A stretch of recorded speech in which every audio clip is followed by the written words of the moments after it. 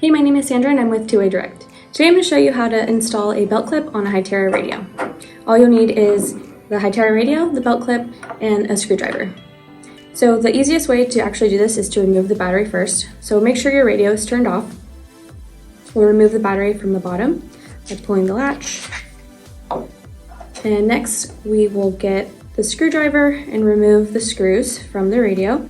They have two washers on them, so just be careful not to lose those. And once you have removed the screws, we will align the belt clip to the radio. The easiest way is to actually start by inserting one of the screws and hand tightening it slightly. Then you can go in with your screwdriver. And it's important to not screw it down all the way, but just enough where it won't wiggle out of place. And you can get the other screw and put that in and align them together. Again, you'll want to hand tighten the screw here. Now with the screwdriver, you can go on both sides and slowly tighten both of the screws. Now that your belt clip is secured, you can easily insert the battery back onto the radio and you're good to go.